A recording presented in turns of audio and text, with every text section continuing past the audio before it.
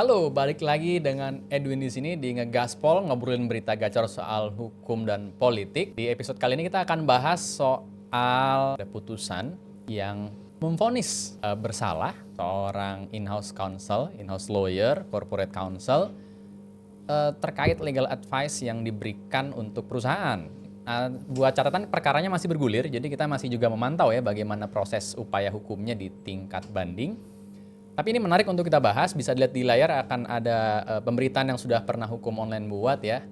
Nah ini salah satu judul yang pernah tayang di hukum online, nasihat hukum bukan kejahatan. 79 advokat ajukan amicus curiae untuk Kenny Sonda.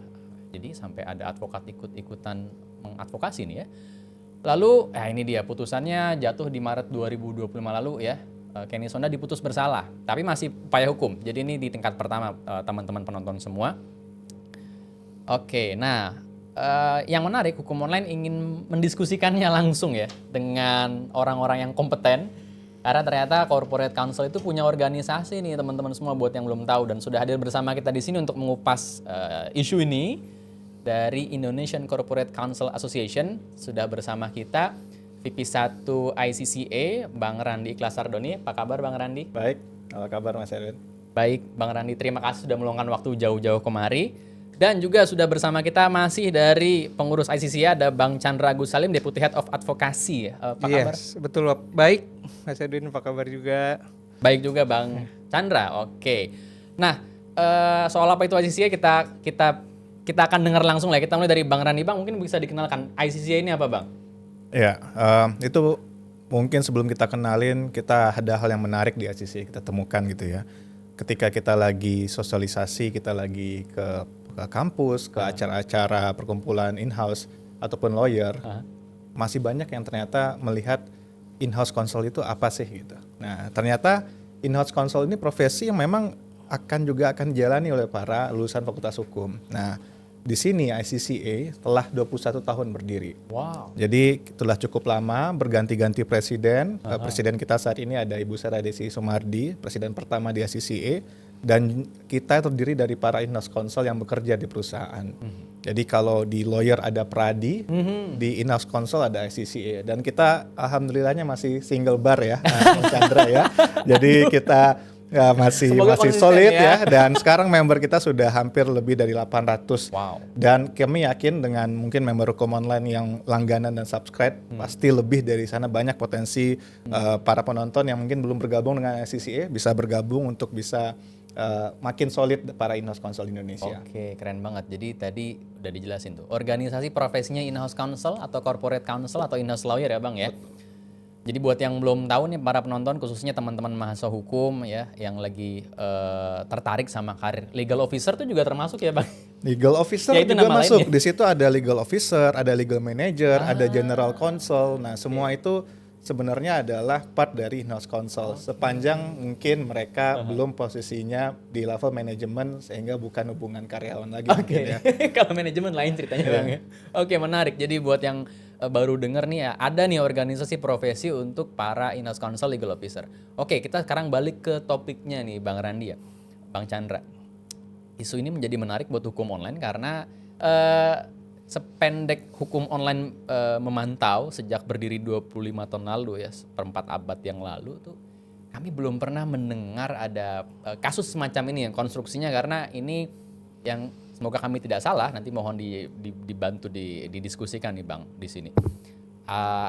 Legal officer, in-house counsel, corporate counsel ini memberikan advice hukum ya terkait ya kerjaan sehari-harinya ya, sebagai in-house lawyer gitu ya.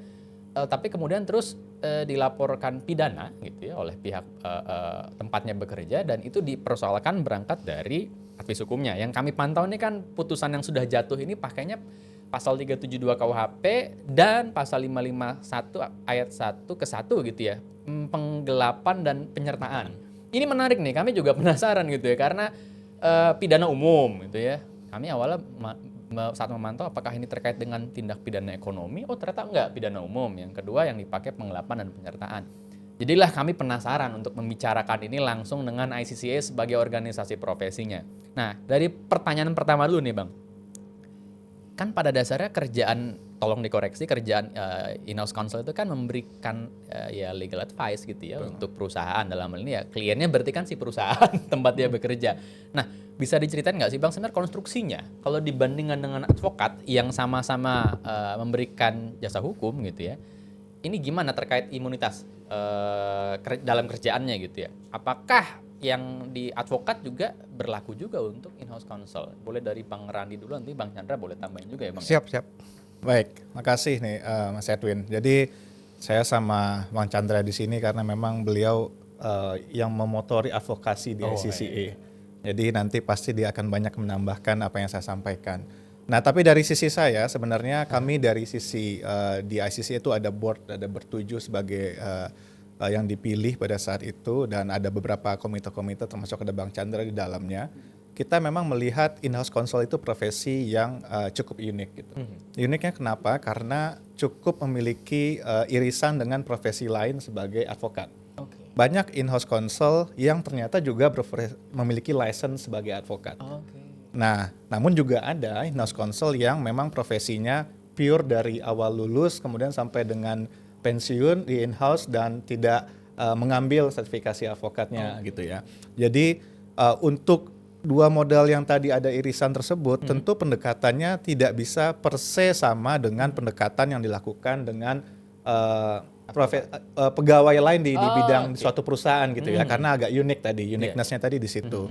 Nah, itulah kita di ICCA melihat perlu adanya suatu kesulitan di antara para in-house ini, karena tadi in-house sebenarnya memberikan tugas utamanya memberikan advice, memberikan kajian, review perjanjian yang posisinya macam-macam di situ kan ya, mulai dari officer, manager sampai yang tadi di atas kita bahas.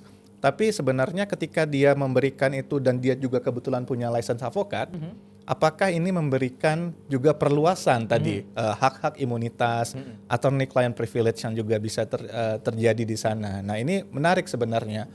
Kasus ini kita melihat bisa menjadi landmark gitu ya. Bagaimana hukum dan terutama para hakim berpandangan tentang profesi in-house counsel ini.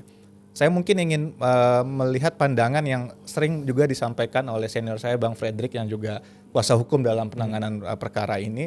Beliau juga mencontohkan hal yang menarik tentang jurisprudensi di Amerika gitu ya. Memang ada di sana perusahaan yang memperkerjakan in-house counsel dan juga kebutuhan advokat, dan ketika sedang melakukan permintaan dokumen kepada internal, dan itu ketika dibawa dispute, dokumen permintaan itu menjadi attorney client privilege. Dan kemudian diputuskan dari suatu putusan pengadilan itu memang sebagai produk hukum attorney client privilege di US, dan itu tidak hanya satu jurisprudensinya, itu cukup banyak di situ. Nah, di Indonesia sekarang itu juga saya lihat dari tim penasihat hukum mencoba untuk melakukan argumentasi yang sama, dan kami berharap di ICCA itu bisa diberlakukan. Tapi memang hasilnya sepertinya nanti mungkin Bang Chandra bisa mengomentari lebih lanjut, tapi memang belum maksimal yang kita harapkan gitu ya. Nah, jadi sebenarnya tadi in-house counsel kita tetap berharap bisa mendapatkan keunikan, dan ICCA di sini berusaha untuk memperjuangkan itu dalam berbagai advokasinya. Mungkin Bang Chandra mau memberikan pandangan dari sisi advokasinya gitu ya. Sebagai penggawa advokasi di ICCA. Boleh, makasih Mas Randi, Bang Edwin juga. Jadi kalau boleh saya ada revisi dikit. Jadi pelapornya Ken itu bukan kantornya sendiri sebenarnya. Oh gitu. Bahkan teman-teman di kantornya itu juga ikut dilaporkan juga. Jadi mungkin nanti bisa dijabarkan langsung oleh penasihat hukumnya. Tapi bukan kantornya sendiri melaporkan Kenny. Tadi bukan manajemen kantor berarti? Bukan. Betul. Sebagaimana udah disentuh sama Bang Randi tadi. Jadi kita ini sebenarnya unik. Kita punya kewajiban untuk memberikan advice mengenai hukum sesuai dengan aturannya juga. Jadi kita harus belak-belakan juga ke manajemen. Oh, ini nggak boleh dilewatin.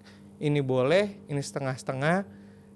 Dan advice lainnya yang sebenarnya nggak boleh juga membahayakan perusahaan. Tapi di sisi lain kita ini masuk dalam struktur karyawan. Jadi apakah undang-undang advokat itu berlaku buat kita ataukah undang-undang tenaga kerjaan? Nah, balik lagi, kalau sebagai karyawan yang pada saat ini kita mendapatkan kontrak kerja, jadi kewenangan kita juga dibatasin. Tentunya hal-hal yang diberikan kepada karyawan itu bukan hal-hal yang dapat mengambil keputusan secara bisnis atau keputusan dari manajemen perusahaan. Ada batasan ya. Betul. Jadi harus dapat dipisahkan atau harus dapat juga dijelaskan GCG yang baik ya.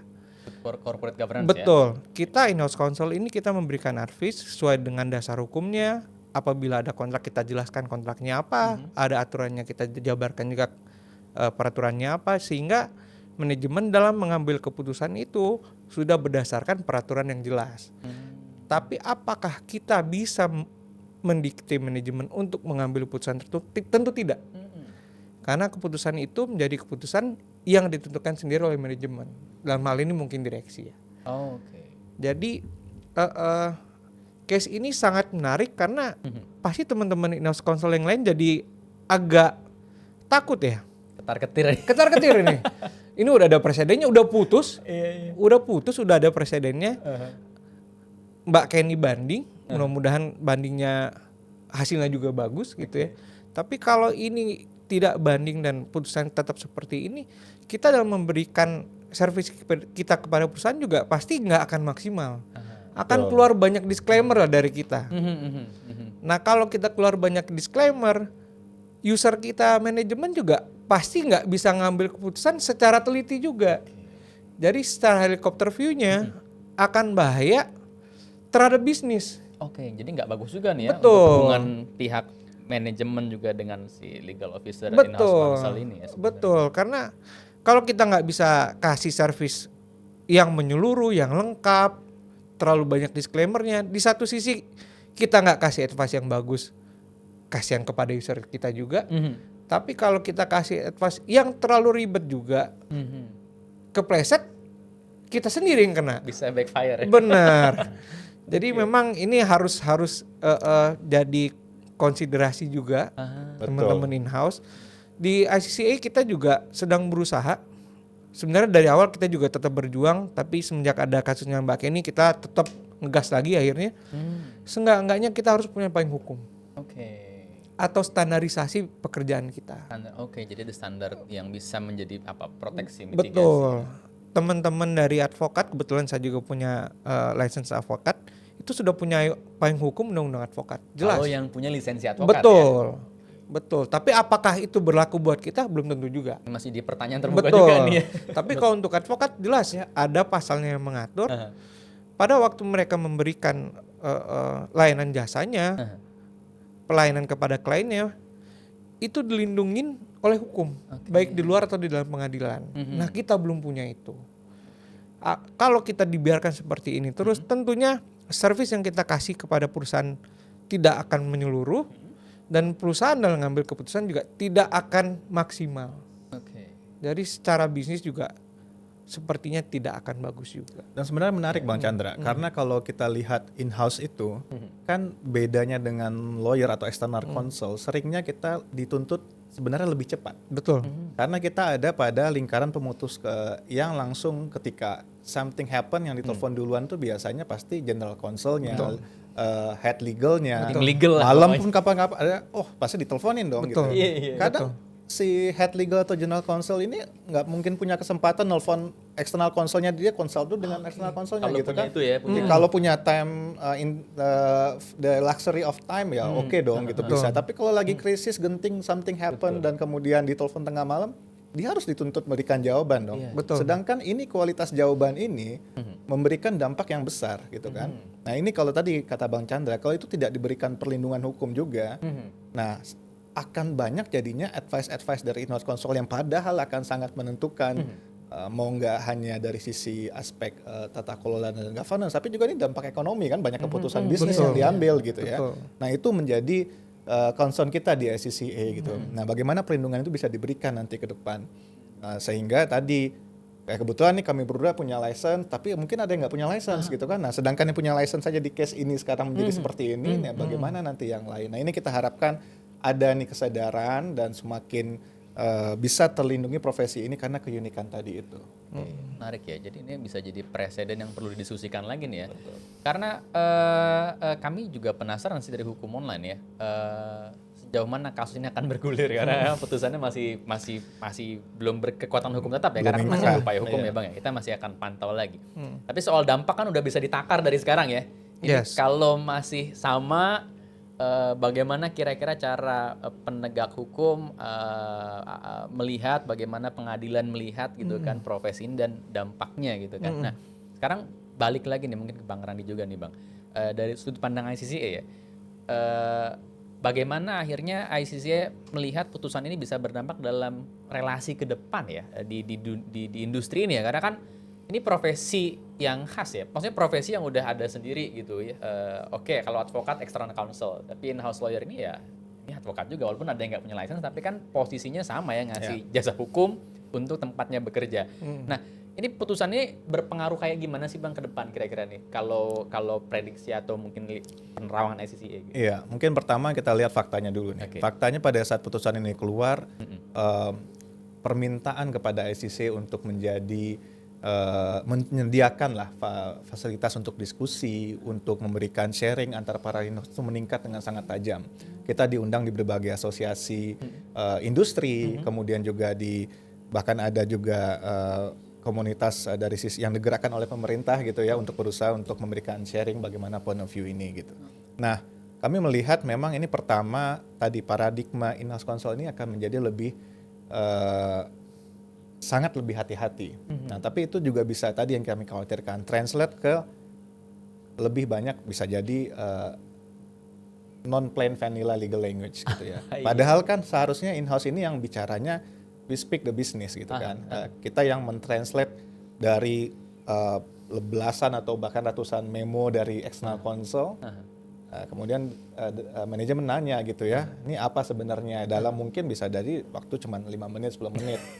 Nah ketika ini tadi perlindungannya tidak ada, kemudian tidak ada potensi menjadi permasalahan hukum seperti ini, secara naluriah manusia yang mungkin melihat ini tentu akan mencoba lebih hati-hati dan defensif ataupun bahkan menjadi complicated penjelasannya gitu ya. Dan ini kan tidak bagus juga untuk ekonomi secara keseluruhan gitu. Nah ini yang kita ingin in-house counsel juga diberikan suatu mekanisme perlindungan, baik dia punya license ataupun tidak gitu ya. Itu yang kita ingin dari ICCA bisa didorong terus.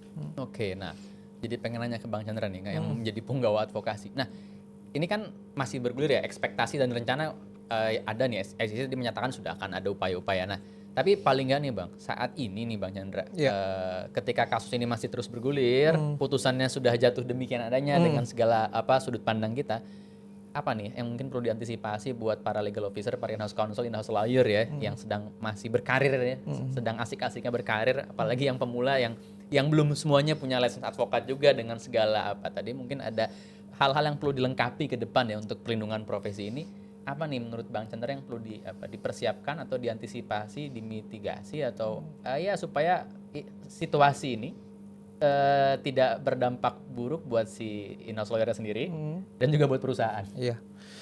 Tadi lagi-lagi udah mulai disenggol sama Bang Radi, saya nambahin aja. Oke.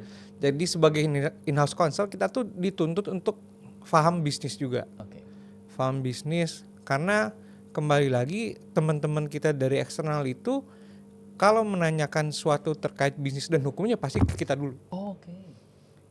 Bisa dibantu jelasin Bang Chandra gini. Nanti berdasarkan masukan dari kita mereka akan baru siapkan opini mereka. Tapi pasti ke kita dulu. Nah, yang bisa kami kasih saran ke teman-teman, ke para in-house, ya harus paham industrinya. Harus sangat ngelotok terkait bisnisnya apa. Terus kita juga harus paham hukumnya. Oke. Jadi karena sudah ada putusan, walaupun masih ada upaya hukum dari teman kita Mbak Kenny, tapi kita harus jadi lebih berhati-hati juga. Kita harus semua berdasarkan kepada peraturan atau dokumen-dokumen perjanjian yang ada. Mungkin jadi lebih lama kita ngambil atau memberikan saran. Tapi selama belum ada upaya hukum, itu yang kita harus jaga. Kita harus lebih hati-hati, lebih teliti, dan harus lebih banyak yang kita masukkan sebagai dasar hukumnya. Tapi balik lagi, kita ini dituntut untuk cepat karena kita pada waktu masuk manajemen itu udah ngambil keputusan kalian ini farm industri. Oke. Kalian ini bukan orang luar. Itu Jadi yang- kalau saya nanya apapun terkait hukum di industri saya, kamu harus bisa kasih jawaban dalam waktu 5 menit. ekspektasinya beda Betul. sama external counsel Betul. ya, sama law Tapi firm. di sisi lain sudah ada case-nya Mbak Kenny, ya kita juga harus hati-hati juga. Jangan sampai kecepatan kita mengambil keputusan atau memberikan advice kepada manajemen membuat kita kepleset juga. Jadi atas hal ini ya kita harus lebih hati-hati. Kita harus masukkan semua dasar hukum, kita periksa semua dokumen, dan ini menjadi suatu hal yang seru untuk kita jadikan obrolan terus nih, nggak cuman kepada in-house counsel tapi ke rekan-rekan kita di eksternal juga. Oke. Karena sudah ada beberapa tadi sempat masuk juga kan ada Amicus link curiae-nya, juga. 79 advokat merasa perlu untuk ikut bersuara. Betul. Karena kita Mendukung. advokat itu adalah rekan kita. Oke. Kita nggak mungkin tidak menggunakan jasa mereka karena untuk hal-hal yang terlalu complicated kita nggak bisa fokus di sana aja karena kita punya banyak kerjaan dalam industri kita sendiri. Jadi kita perlu ada rekanan dari eksternal. Dan rekan eksternal itu pasti nanya ke kita, nggak mungkin langsung ngobrol ke direksi. Direksi nanya tentang hukum juga pasti ke kita juga. Didelegasikan ya. Benar. Ngobrol sama tim legal kami. Jadi rekan kita lah kalau teman-teman di eksternal itu. Jadi yang kita bisa kasih saran, kami saat ini dari CCA kita akan coba juga masuk ke dalam peraturan, biar kita bisa dapat payung hukum, kita bisa dapat pelindungan hukum yang bagus juga. Tapi sementara itu kami harapkan teman-teman untuk lebih berhati-hati juga, lebih teliti, lebih banyak dasar hukum yang dimasukkan. Mungkin take time, jadinya nggak bisa secepat dulu kalau kerja, tapi akan lebih baik daripada kita kepleset hukum ya. Jadi meningkatkan kehati-hatian kualitas kerja Betul, tadi ya. betul. Tapi kita yakin sih sebenarnya juga, maksudnya dalam case ini pasti Mbak Kenny juga sudah mengambil banyak measurement di situ ya untuk dilakukan advice yang diberikan. Lebih mungkin menambahkan dari Bang Chandra tadi, yang paling juga harus menjadi pelajaran kita adalah bagaimana melakukan diferensiasi antara dari sisi kewajiban ataupun pertanggungjawaban hukum antara advice yang diberikan oleh in-house, batasannya adalah kepada yang diberikan kepada manajemen sebagai level pemutus gitu ya. Jadi organ perusahaan kalau memang ditarik kepada konsep tadi ketenaga kerjaan, ya berarti juga harus berlaku juga konsep perseroan di situ gitu ya. Kalau memang dalam bekerja dalam suatu PT gitu. Jadi di sana yang mengambil keputusan adalah direksi gitu ya. Jadi direksilah yang harus kemudian menjadi memiliki tanggung jawab yang paling ultimate di sini. Saya sekarang berada di posisi in-house dan juga di posisi manajemen sebagai direksi juga merasakan hal yang tercomplicated gitu ya. Tapi ini buat saya menjadi pelajaran juga gitu. Jadi mungkin buat kawan-kawan legal yang juga sudah di posisi manajemen ini menjadi lebih berat lagi bebannya karena dia sudah memberikan advice, kemudian dia juga akan mengambil keputusan. Nah itu diskusi yang lebih panjang lagi nanti ya. Tapi saya rasa pemberian suatu perbedaan tanggung jawab tadi itu menjadi salah satu kunci juga untuk semakin dijadikan acuan oleh para in-house counsel perannya mereka masing-masing di dalam suatu perusahaan. Nah, saat ini ICCA sudah memberikan tambahan brainstorming atau edukasi khusus mungkin buat anggotanya misalnya untuk merespon ya dinamika hukum terkini. Ini kan dalam penerapan ya. Ada nggak misalnya ada satu diskusi yang sudah lebih fokus untuk atau mungkin membantu para member ICCA yang sudah bergabung khususnya ya. Ini ke depan bagaimana cara kita merespon dan tetap menjaga hubungan baik ya. Karena kan biar gimana kan sebagai pegawai dalam konstruksi hubungan tenaga kerja kan saling menguntungkan harusnya ya Bang ya. Betul. Jadi di ICCA itu ada pembagian saya handle eksternal dan kemudian ada lagi vice president, ada Widya yang menghandle internal. Nah kami membagi ini dengan tujuan tadi fokus satu di bagian eksternal untuk advokasi, untuk hubungan dengan antar lembaga lain, internasional juga di sana. Tapi internal ini fokus untuk mengembangkan fungsi in-house counsel ini. Jadi ada berbagai kegiatan capacity building. Jadi tidak hanya mengenai kapasitas hukumnya, yang pasti sudah kami lakukan beberapa activity, ada seminar, ada kemudian pertemuan-pertemuan untuk mendukung dan membedah kasus ini secara lebih dalam untuk memberikan insight kepada para in-house counsel, tapi juga kami melakukan tadi soft skill karena banyak juga permasalahan yang sebenarnya bisa selesai dengan soft skill yang baik gitu ya. Nah itu juga dilakukan di ICCA. Jadi pertumbuhan member kami yang dari pada saat kami semua menjabat dari hanya 200-an sekarang sudah sampai 800 dalam waktu 1 tahun. Udah Itu karena banyaknya kegiatan yang dilakukan di ICCA dan bisa kami yakini bisa menambah insight dan juga pengetahuan buat teman-teman in-house counsel. Oke, menarik nih. Jadi ini juga sekaligus jadi pesan ya buat para in-house counsel di berbagai level karir ya. Penting juga nih untuk berorganisasi gitu kali Bang ya, untuk bergabung gitu ya dengan ICCA sehingga berbagai dinamika yang ya mungkin dulu tantangannya belum sampai sejauh ini Bang ya, Bang Chandra, Bang Randi ya. Tapi sekarang dengan adanya kasus ini yang masih terus bergulir kan, profesi ini pun harus merespon ya, dan sudah ada ICCA yang ternyata sudah 21 tahun. Kalau yang baru tahu ada gitu ya, nanti silakan dicari infonya bagaimana untuk berkorespondensi dengan ICCA. Masih open kan Bang untuk keanggotaan? Masih open, bahkan mungkin ini titipan sponsor ya gitu ya. Kita setiap tahun itu ada acara akbar buat pelaksanaan namanya In-House Counsel Summit dan Award. Itu juga bekerja sama Hukum Online. Nah itu akan dilakukan di tanggal 2 dan 3 Oktober di Bali. Di situ bedanya tahun ini akan dilakukan dan diajak nih, ICCA itu juga salah satu pendiri Asia Pacific Corporate Counsel Alliance dan akan hadir juga dari berbagai negara, dari Singapura, Jepang, Thailand, Filipina dan berbagai negara lain untuk bersama-sama melakukan conference sharing tadi best practice untuk bisa mendapatkan ternyata di negara lain sedang membuat atau sedang menyusun hal seperti ini dan kita bisa praktekkan di Indonesia. Nah ini yang kita lihat akan memberikan tadi added value, kompetensi, soft skill, network. Karena percayalah ketika menjadi in-house counsel terutama di posisi yang lebih senior, semakin lonely. Dan semakin lonely, ICCA lah tempat buat kita bisa saling sharing di sana untuk bisa saling berbagi. Ada support system baru gitu ya dari sesama kolega seprofesi ya. Menarik, jadi tahu juga tuh ternyata di level internasional kawan-kawan penonton semua sudah ada organisasinya Bang Randi, Bang Chandra ya. Dan ICCA ternyata adalah salah satu pendiri juga untuk tadi level Asia Pasifik. Asia Pacific Corporate Counsel. Itu nanti bisa nyambung juga ke benchmarking kita buat advokasi sebenarnya Bang Edwin. Jadi kita mau juga melihat di teman-teman seenggaknya di daerah ASEAN dulu deh. Posisi in-house itu gimana sih? Apakah mendapatkan imunitas atau tidak? Karena di kebanyakan negara Common Law itu dapat. Seperti dibilang sama Bang Randi tadi itu. Dan di Manila untuk menjadi in-house counsel harus punya license avokat. Di Manila? Iya, di Filipina ya. Filipina. Nah, itu. Jadi berbagai macam tuh beda-beda. Jadi kita akan coba benchmarking, kita bikin agar kita bisa kasih masukan juga ke stakeholder. Jadi salah satu peran advokasi itu nggak cuman kita membela rekan-rekan seprofesi, tapi kita juga membuat masukan juga kepada stakeholder. Terkait profesi kita, ini baiknya seperti ini, kita sejauh ini tentunya dibantu dengan Bang Randi dan teman-teman ICCA yang lain, kita sudah banyak muter-muter lah, kita ketemu sama stakeholder dan alhamdulillah beberapa masukan kita juga diterima. Jadi selain dari industri, rata-rata teman-teman tuh udah punya organisasi industrinya masing-masing. Tapi terkait profesi legal dalam suatu perusahaan itu belum banyak yang memberikan masukan. Kita sudah ada beberapa masukan juga kepada stakeholder.